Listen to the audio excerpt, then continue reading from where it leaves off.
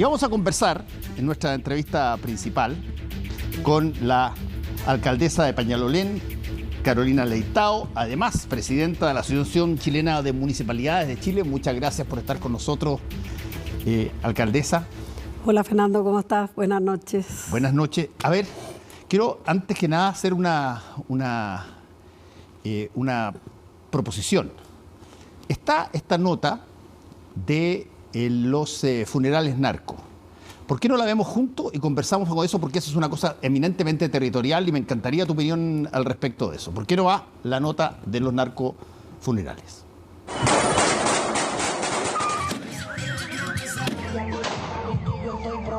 Calles cortadas, clases suspendidas y fuerte contingente policial.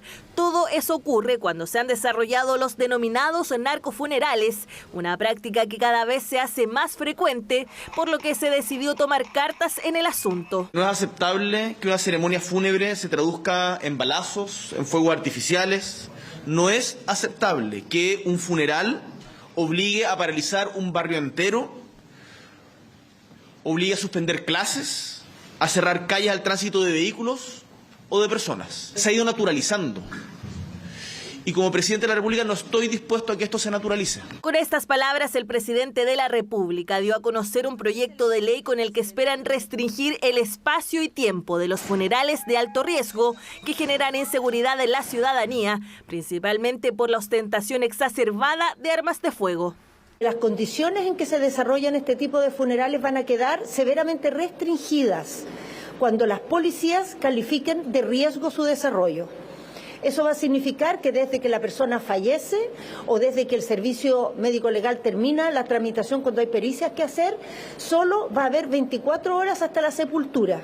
Ese es uno de los puntos que incluye el proyecto, pero también contempla una limitación de las condiciones para llevar a cabo los narcofunerales. Esto quiere decir que el acto fúnebre se realice exclusivamente en instalaciones de cementerios o crematorios. Eso sí, primero se deberá catalogar el nivel de riesgo del funeral, cuestión que estará a cargo de cada delegado presidencial, quienes recibirán previamente un informe de Carabineros. Al día de hoy tenemos las facultades de poder hacer matrices de riesgo y generar algunas coordinaciones operativas, pero esta ley viene a reforzar mucho más el rol del Estado y constreñir los tiempos en que se van a producir este tipo de eventos. Eso es una medida que es muy necesitada. Y es que además este problema afecta a la seguridad de todos quienes viven en las cercanías de donde se realizan. Las comunas donde han ocurrido este tipo de manifestaciones delictuales son diversas.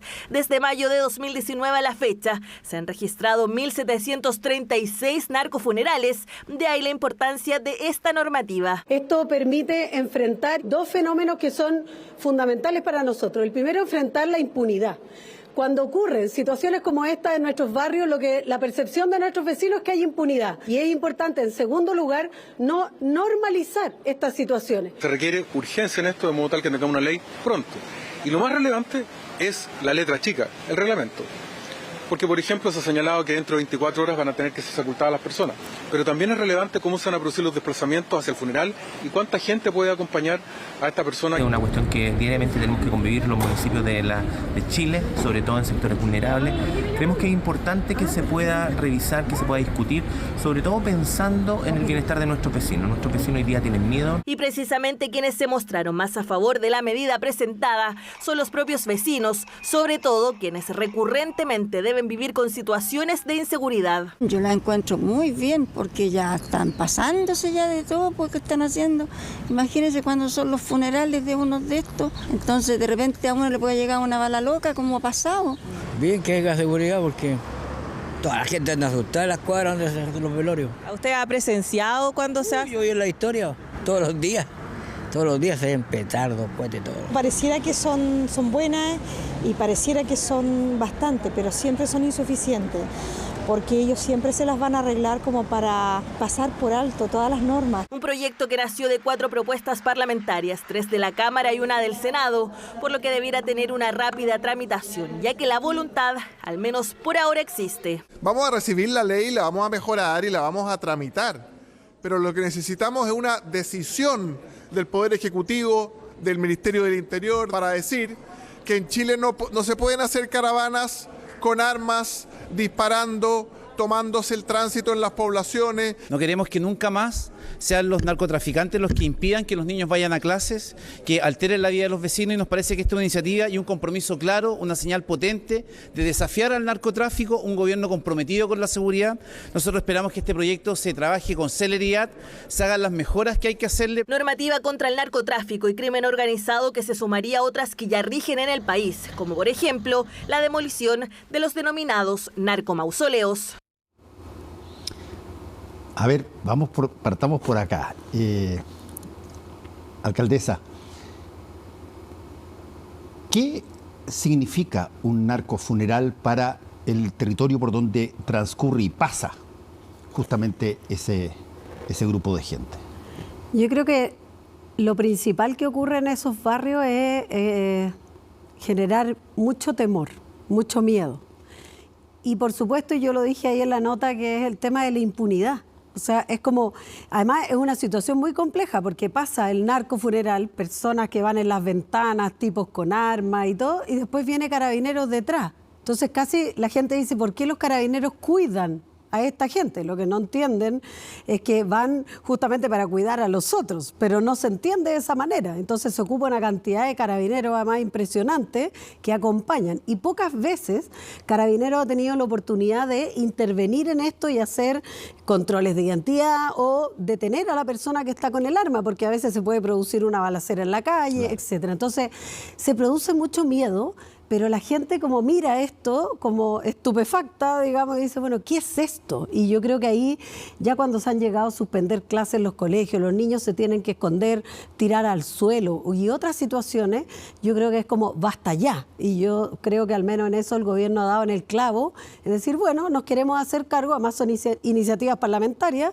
dice, bueno, ok, yo tomo esta iniciativa y me hago cargo de este problema. Ahora, la otra cosa que siempre llama la atención, en todo orden de cosas donde hay muchedumbre, es que tú encuentras un montón de gente que sigue los narcos.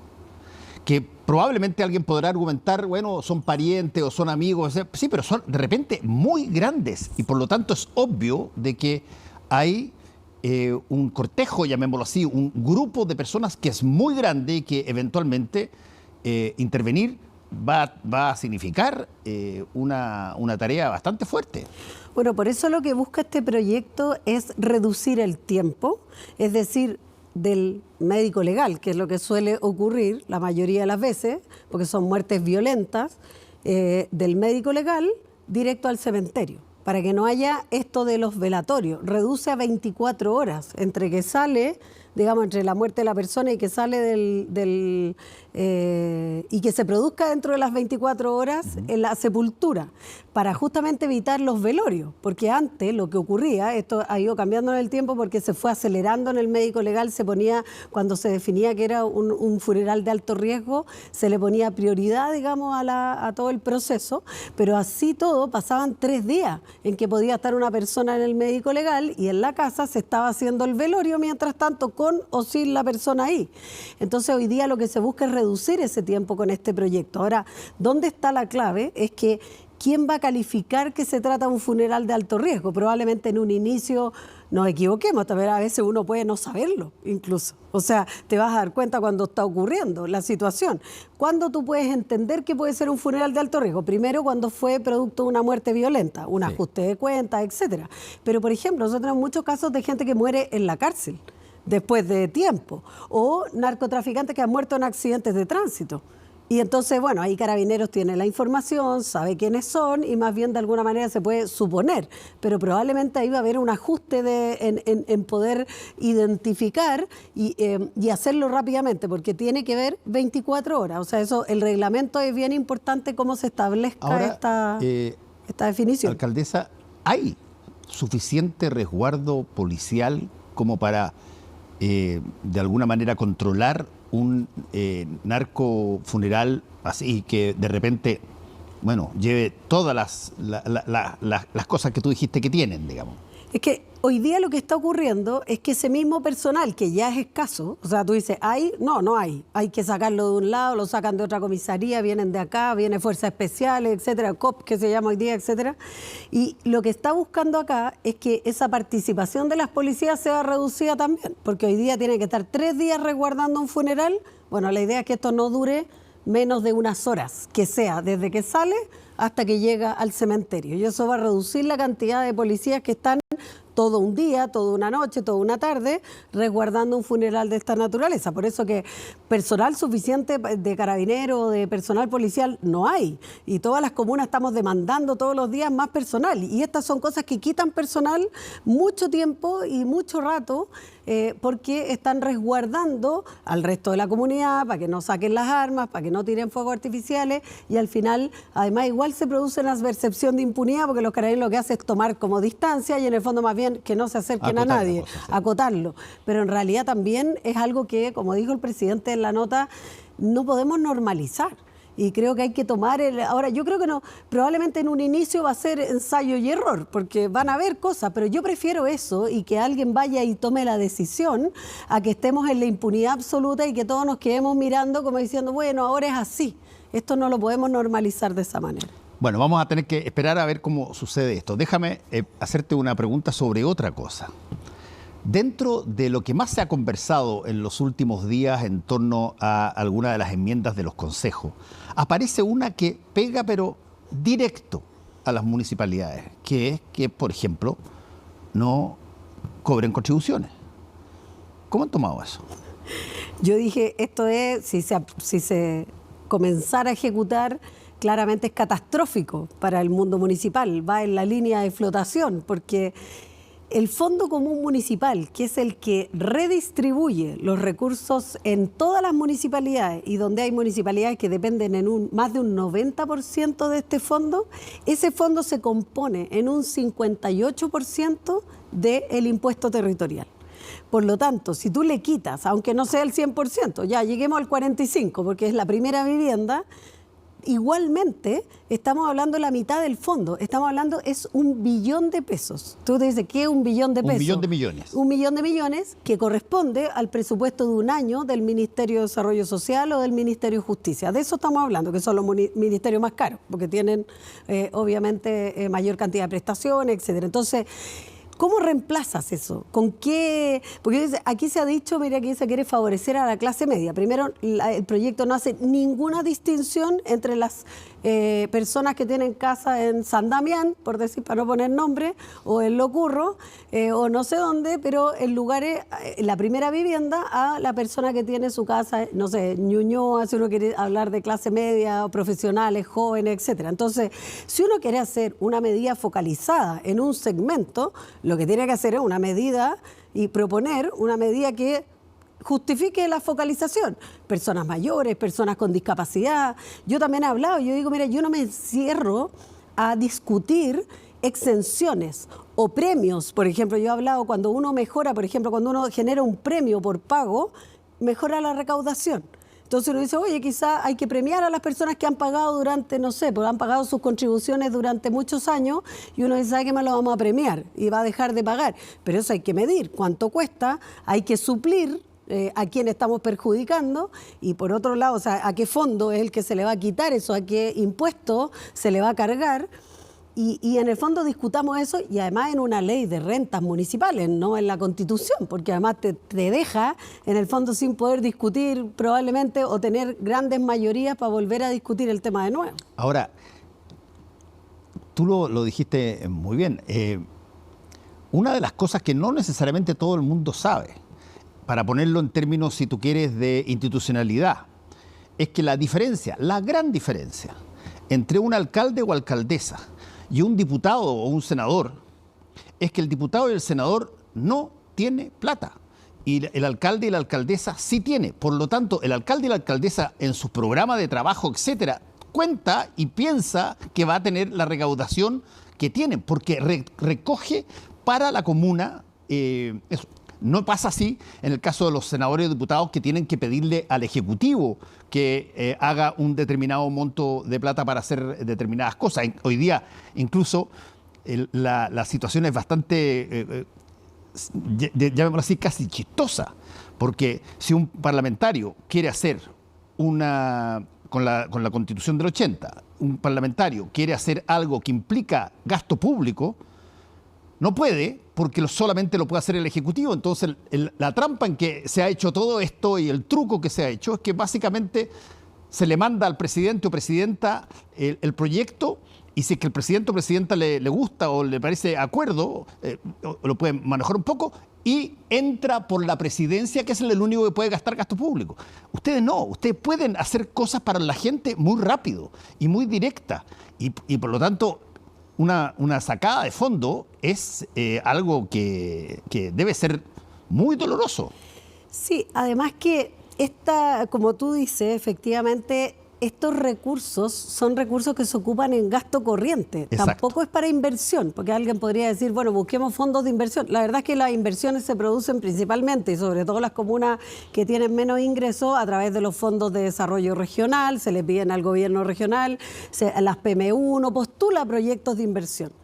Pero el gasto corriente no hay de dónde sacarlo. O sea, si no es del ingreso propio o de lo que te llega del fondo como municipal, de la redistribución de recursos. Entonces, el ingreso propio, ¿para qué lo que es? Para pagarle al personal. Entonces, cuando hoy día la gente pide más seguridad y quiere que tengamos más vehículos municipales, nosotros estamos ahora duplicando nuestro servicio.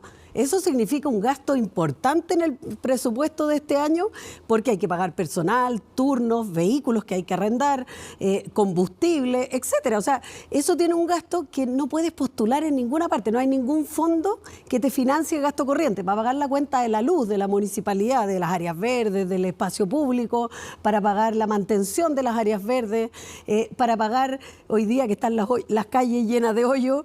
Bueno, todo el servicio municipal de bacheo, que no es la repavimentación, que eso sí son fondos de inversión más grandes, pero todo el bacheo, todo eso lo hace personal municipal. Hay que comprar el asfalto caliente, bueno, eso cuesta plata. Nosotros nos gastamos más de 1.000 millones al año para el programa de bacheo.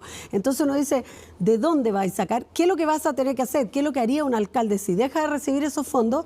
Es reducir los servicios que presta.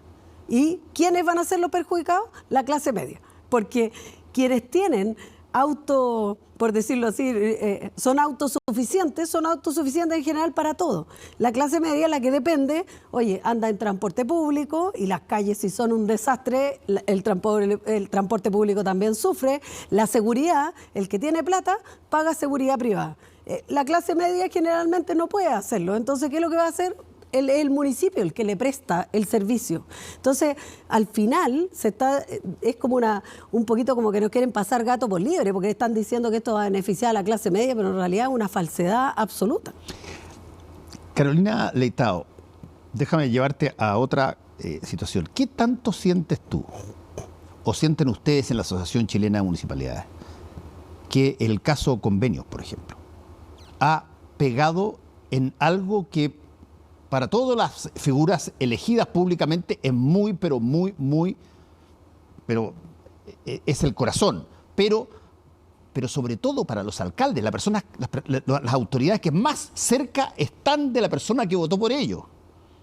¿Qué tanto ha pegado en la apreciación de confianza, la apreciación de aprobación de los alcaldes esta situación de los convenios? Mira, la verdad es que ha pegado mucho. ¿Y sabes por qué? Porque aunque no esté ligado a uno u otro, digamos, alcalde, o uno lo puede identificar, ha pasado más por los gobiernos regionales y obviamente por el gobierno, pero en la práctica somos todos perjudicados porque afecta la confianza y finalmente cualquier acto de corrupción que ocurre en la política, nosotros igual somos políticos y por lo tanto la gente va y te dice, no, ustedes son todos de los mismos, y afecta la confianza. Y la gente empieza a preguntar, oiga, ¿y usted qué convenios tiene la municipalidad? ¿Y con qué fundaciones? ¿Con qué? Claro, uno dice, mira, la verdad es que tenemos tan pocos recursos que prueba no tenemos. Que eres inocente, te dice. Claro, te dice, pruébame, claro, exactamente, compruébame que eres inocente. Entonces, tuvieras la cantidad de acceso a la información, esto de transparencia, transparencia que llegaron después de esto para preguntar con cuántos convenios tenía la municipalidad, porque alguno pensó y dijo, aquí la hacemos. Y la verdad es que es bien absurdo, pero en la práctica, por los recursos que se manejan, en realidad, que son muy pequeños para poder hacer cosas de esa naturaleza. Pero así todo, uno siempre hay que estar atento, y nos afecta muchísimo porque afecta la credibilidad, la confianza de la política. Y nosotros igual hacemos política, más cercana a la gente, a veces menos ideologizada. El municipalismo es muy transversal. Bueno, nuestra asociación chilena tiene de todos los alcaldes, de todos los colores políticos, y cuando hablamos de estos temas, la verdad es que nos unimos todos a hablar de esto, de la seguridad, del narcotráfico, de todo, bastante de manera bien transversal. No se nota mucho la ideología, pero así todo igual nos afecta en la confianza, diría yo, y creo que eso es muy perjudicial para la política. Te voy a hacer otra pregunta que tiene que ver con la confianza y que tiene que ver con, y te lo pregunto directamente eso, si es que tú sientes que hay un cambio cualitativo ahí. Te lo voy a plantear históricamente de la siguiente forma. Históricamente, qué sé yo soy más viejo que tú, por lo tanto, me acuerdo de cosas quizás, o vi cosas que o mi papá me contaba, pero básicamente tú tenías un camino de, llamémoslo así, de escala de autoridad pública por elección que partía originalmente, básicamente, en parlamentarios. Era diputado o era senador. Tú tienes desde el principio por una cantidad de diputados y senadores que se transformaron en El alcalde prácticamente no aparecía todavía por ese entonces. Sin embargo, aparece en los años 90 la figura de Joaquín Lavín, aparece después Claudio Rego como otra figura, y empieza a parecerse a lo que tienen muchos de los otros países donde se le asigna al alcalde una capacidad incluso mayor a veces que a los propios parlamentarios por, entre otras cosas, ser capaces de conversar directamente con los habitantes y tener capacidad de generar soluciones con recursos de la municipalidad. ¿Qué tanto sientes tú que se ha vuelto para atrás? Ahora estamos más básicamente con caudillos de partido, que son las posibles personas que eventualmente pueden llegar a ver. ¿Qué tanto los alcaldes son considerados, crees tú, por los chilenos como un tránsito razonable a la presidencia de la República? Mira, yo creo que cada vez estamos más cerca y espero que así sea, ¿ya? Yo creo que, claro, en el caso de la primera candidatura que trató de incursionar en esto, yo creo que su fracaso no tiene que ver con haber sido alcalde. Tiene más que ver con el momento político, con la figura que representan, con los partidos. Sí, claro. De todas maneras. No tiene que ver con haber sido alcalde. Con haber sido alcalde. Ojo que igual la gente dice, bueno, no es lo mismo manejar el municipio más rico de Chile que manejar un país. También lo decían. O sea, como decir, bueno, claro, es bueno, pero tenía mucho presupuesto, entonces cualquiera hace cosas buenas con mucho presupuesto. Pero el caso de Claudio Rego es distinto. Por ejemplo, una comuna popular de pocos recursos donde se fomentó, se promovió la innovación, o sea, se vio un cambio radical desde su gestión. Yo creo que hoy día lo que nos falta, porque, a ver, ¿qué cosa lo acerca esto a la ciudadanía? Que la ciudadanía, como tú decías al principio, el alcalde es un gestor por sí mismo y demuestra sus capacidades. Por el solo hecho de ser alcalde, demuestra sus capacidades. Lo mismo le pasa un poco a los gobernadores, a pesar de que tienen menos facultad y todo, pero también tienen la posibilidad de mostrar gestión propia. Los parlamentarios no pueden mostrar gestión propia. Y por lo tanto su liderazgo está más ligado a la opinión sobre los temas país, por decirlo así. Pero hoy día la gente lo que te pide es gestión, credibilidad, confianza. El voto de alcalde es mucho menos partidario que el voto, digamos, parlamentario.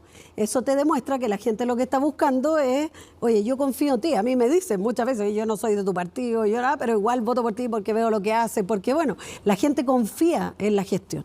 Y yo espero que esta sea una tendencia en la que vayamos acercándonos más a los liderazgos más locales en las próximas campañas presidenciales, más que alejándonos, porque lo que la gente, ojo, tenemos un fenómeno que no hemos visto todavía, y es que la primera elección de voto obligatorio, política, 100%, digamos, con las fuerzas políticas, va a ser la municipal. Siempre las elecciones municipales han sido el conejillo de Indias de los cambios electorales. Bueno, esta no es la excepción. Es el testeo, dices. El testeo.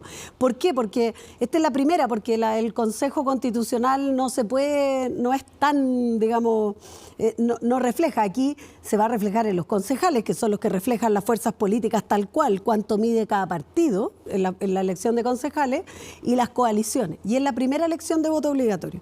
Y ahí vamos a ver la fuerza que tienen o no los alcaldes o alcaldesas. Y dime, desde ese punto de vista, Carolina, ¿es más fácil entre los alcaldes poder hablar independientemente de la ideología o de la posición que, por ejemplo, entre los parlamentarios o que entre las autoridades de una misma coalición? Lo que pasa es que en el municipalismo existe como una militancia del municipalismo, porque todos vivimos los mismos problemas. Hoy día estamos hablando todos de un tema. Te voy a poner un ejemplo. Oye, terminó la pandemia y ahora se vuelve a pagar la subvención escolar por asistencia. Dejó de pagarse el COVID hizo que nos pagaran un promedio, digamos, porque no podían exigir asistencia por la gente ya. Y resulta que este mes han estado todos los niños resfriados. Entonces hay un 25% menos de asistencia y a fin de mes estamos todos recibiendo un 25% menos de subvención. Lo que es una catástrofe porque al profesor hay que pagarle igual, la luz igual, el agua igual de los colegios. Es una catástrofe. ¿Tú crees? Hoy día hablé con una alcaldesa de Renovación, me llamó otra alcaldesa de RD, me llamó otro alcalde. O sea, están en el mismo problema. Todo en el mismo problema. Entonces, ¿qué te quiero decir con eso? Que el municipalismo es muy transversal porque los problemas son los mismos. Cuando hablamos de seguridad, hoy día estábamos en La Moneda y estaba el alcalde de La Florida y estaban los alcaldes de la zona sur, ahí estaban los alcaldes que habían estado en este proceso de, de eliminación de narcomausoleos. Y yo creo que ninguno de nosotros puede no estar de acuerdo en que eso solo es el principal problema que nos afecta a las comunas. Entonces, el municipalismo es muy transversal en eso. Ahora, ¿qué tanto? Y te lo pregunto porque yo sé que tú contestas todo, pero ¿qué tanto esto afecta un poco la relación con los partidos?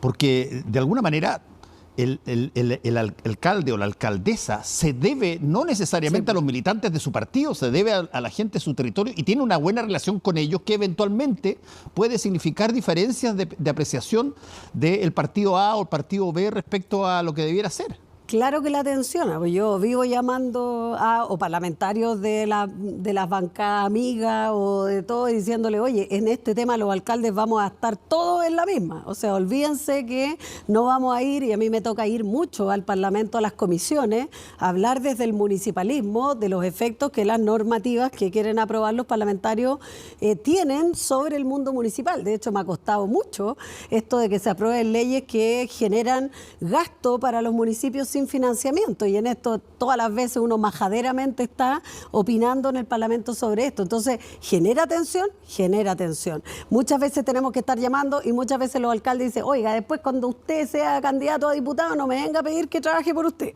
Esa es la clásica de los alcaldes, porque se enojan y dicen, oiga, usted que no me está apoyando ahora, después no me venga a pedir que vaya a trabajar a su campaña porque no está defendiendo el interés del mundo municipal. Y yo creo que eso se produce permanentemente. Y de hecho, también ahora en el Consejo Constitucional, porque esta norma de las contribuciones que propuso el partido que lo promovió, digamos, no tiene representación municipal, pero el resto de Chile Vamos sí. Por lo tanto, también generó una tensión, por supuesto, porque los alcaldes tienen ganas de salir a pegarle con todo y no todos le pegan de la misma con la misma. Déjame contarte la segunda cosa que creo yo puede dividir y que afecta igualmente a una gran cantidad de alcaldes. Te pongo lo siguiente. ¿Dónde tributa Codelco? Donde tiene su casa matriz. En Santiago. Y yo he escuchado montones de veces, ahí no solamente a alcaldes, sino que también a senadores, diputados, a gobernadores ahora, que dicen, a ver, ¿cómo es esto de que nosotros tenemos una situación bastante desmedrada en una serie de materias, sin embargo, contribuimos con el 45-50% del PIB del país? ¿Cómo puede ser de que de donde se genera la riqueza para el país no llegue lo suficiente como para que, no sé, tengamos una situación escolar y de salud incluso perfectamente financiable, porque, bueno, se trabaja justamente para generar la riqueza del país? Bueno, yo estuve hace poco en Antofagasta, en la región de Antofagasta, y la misma discusión se produce con el royalty minero. Obviamente que las comunas mineras, o que tienen efectos, digamos, que se producen los efectos de la minería o reciben los efectos de la minería, muchas veces las externalidades negativas más que las positivas, dicen, ¿por qué nosotros no podemos acceder a los servicios y a todo de calidad como debiéramos tenerlo con los ingresos que generamos para el país? ¿Ya? Eso se produce en muchos ámbitos, y por eso que es tan importante el generar una redistribución de los ingresos, pero siempre también teniendo en cuenta que hay un mayor aporte en el lugar donde se está produciendo esa riqueza, ¿ya? Ahora, esto también parte de la justicia redistributiva, porque sí, también es cierto que nadie elige dónde nacer. Y tú no le puedes decir al niño que nace en Pica, o pucha, porque ahí viven muy poquitos habitantes, o en Puerto Williams, no le puedes decir, no, sabe que a usted le toca menos porque usted nació en un pueblito que tiene menos habitantes que Antofagasta, ¿ya? Y que no tiene actividad económica propiamente, entonces hay que redistribuir también. Pero claramente eso es una discusión que se dio con el royalty y se logró. ¿Esa es una discusión que tú crees debe tener una mirada constitucional? ¿Tiene que ser algo que se instituya como una situación de buscar equilibrios en términos de los ingresos que reciben los distintos territorios? Sí, nosotros de hecho lo propusimos hacia el Consejo, no fue recogido lamentablemente, pero era que nosotros pudiéramos asegurar constitucionalmente la calidad en la prestación de servicio de cada uno de los habitantes de nuestro país, independiente de la comuna en la cual te tocó nacer. Tú pudieras acceder a una prestación de servicio, o sea, por derecho, a una prestación básica de servicio, un estándar de prestación de servicio. Y de ahí para arriba, cada municipalidad será mejor o peor en la medida que gestione mejor, en la medida que tenga también otras externalidades positivas de las actividades económicas que ahí se producen, etcétera. Pero lo que no puede haber es zonas de sacrificio por un lado, y por el otro esta disparidad tan grande de ingresos que hay entre un municipio y otro. Y eso en la Constitución podría establecerse, no la forma como se va a distribuir, pero sí el principio orientador, que es que el Estado debe garantizar este acceso a prestación de servicios equitativos en todo el país. Eso lamentablemente no fue incorporado y no... Claro, hoy día alguien podría decir, bueno, pero ¿cómo garantizamos eso? Bueno, pero propusieron otra cosa peor, sin financiamiento. Entonces yo decía, por último, garantizarlo por derecho, después que el Estado tiene que... Cuando tú estableces una norma constitucional que garantiza un derecho, después el Estado está obligado a hacer todo el esfuerzo para garantizarlo. Entonces, ese es el piso para poder hacerlo. Y lamentablemente no se hizo, y yo veo difícil que haya una voluntad política de poder hacerlo. Pues. ¿Y cómo estás viendo que pueda darse una eventual votación, si tú tuvieras que decirlo hoy día? Está bien difícil, porque cada cosa que leo, cada cosa que veo que se ha aprobado, está bastante lejos de la aspiración que uno podría tener respecto de cosas esenciales. Primero, yo creo que para mí es muy importante en este proceso no retroceder en las cosas en las que hemos podido avanzar. O sea, si vamos a retroceder en un texto, mejor quedémonos con el que está, digamos. Uno dice, ¿para qué? Por ejemplo, en temas de derechos en equidad de género. O sea, yo creo que han sido avances que han costado años de poder lograr. A mí me parecería muy malo y de verdad un retroceso que yo no quiero para mis hijas. Yo tengo 2 hijas y yo quiero heredarle, digamos, un país donde el ser mujer no sea una dificultad, sino que sea parte de, digamos, que podamos competir a la par. Entonces, yo creo que hoy día hay un riesgo de retroceder incluso en algunos temas. Y creo que hay otro en que el populismo, esta fórmula para tratar de lograr adhesión a un texto que no logra convencer a nadie, ha generado finalmente normas como la que estábamos conversando, que son más bien perversas ahora, para los objetivos que uno quiere tener. Carolina, no cabe la menor duda que a diferencia de la convención, donde el fracaso de esa convención fue apuntada con dedo a distintas, no a personas, sino que a distintas situaciones, todas las cuales tenían que ver mayormente con quién era mayoría ahí, que eran básicamente gente que era opositora al gobierno del presidente Piñera cuando estaba, que era él, eran personas más bien de centro izquierdo, de izquierda, independientes, pero más bien de izquierda. Bueno, y así fue canalizado el fracaso. Aquí estamos en una situación donde la mayoría la tiene más bien la derecha y la centro derecha.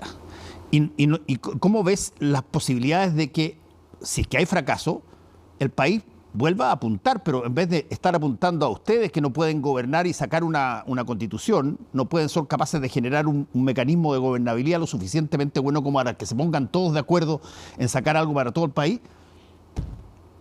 No le va a llegar esta vez a la izquierda.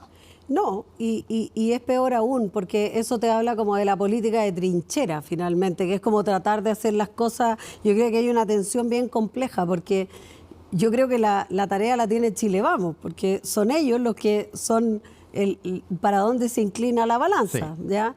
Y yo creo que ellos tienen una tensión de que es, por un lado, esto de la última votación, que marea un poco para que estamos con cosas, o sea, dice, oye, pero esto va para allá, entonces vámonos todos para ese lado, que yo creo que es mareador, más que es un efecto, yo diría que es bien estacional, a decir, oye, mejor hagamos algo que, como decían algunos, y varios le han enrostrado, decir, oye, una que nos una, y todos esos discursos que se dijeron alguna vez que no son capaces de cumplir. Entonces, yo creo que ahora va a venir la pasada de cuenta, en el fondo, decir, oye, usted nos dijo una que nos una y la verdad es que no une a nadie, o estamos retrocediendo, y yo siento que hay una gran responsabilidad. Ahora, de Chile Vamos, pero también de las otras fuerzas políticas. No quiero restar en eso, porque si bien no son mayoría, también tienen que hacer el esfuerzo, y entiendo que así algo se está haciendo, hacer un esfuerzo de tratar de hacer diálogo político suficiente para que se tome conciencia de la tarea que está por delante. A mí nadie me saca de la cabeza que aquí hay una estrategia de un grupo de personas que nunca quiso un cambio constitucional. Por lo tanto, ¿por qué yo podría llegar a pensar que esas personas tienen algún interés en que esto resulte bien? En cambio, hay otro grupo que sí lo quiso, que sí tenía claro de que Chile necesitaba un cambio en esta materia y que hoy día no se maree con esta ola que vino en algún minuto, sino que más bien vuelva a centrarse en lo que la ciudadanía dijo en el plebiscito de entrada, que era que quería un cambio. Y eso no nos podemos olvidar. La ciudadanía lo dijo claramente y mayoritariamente. Y yo creo que ese cambio y esa propuesta de cambio es la que no podemos dejar. La gente reclamó por los abusos, reclamó esto, como que nos olvidáramos de lo que ocurrió antes. Si lo que ocurrió antes, mira, cuando tú decías esto de la convención anterior, a mí no me gusta cómo mezclar las cosas. Aquí se ha armado como una caricatura con personajes que se les echa la culpa del fracaso. Pero yo creo que el fracaso del proceso anterior tiene como 2 o 3 puntos en los cuales la ciudadanía no dejaba pasar, que tenía que ver con los temas de seguridad, que tenía que ver con los temas de la propiedad y que tenía que ver con los derechos de agua en los campos y o sea, si tú le preguntas, esas eran las cosas principales que tuvieron más incidencia, creo yo, en el fracaso del proceso, que las caricaturas que se han hecho, que yo comparto, no ayudaron en nada, pero no creo que hayan sido la razón del fracaso. Interesante esto que está de alguna manera desenvolviéndose de una manera totalmente distinta a la primera, y vamos a ver cómo resulta este resultado. Muchas gracias, Carolina Leitao, por haber estado con nosotros hoy día. Gracias, Fernando. Hacemos una pausa y volvemos.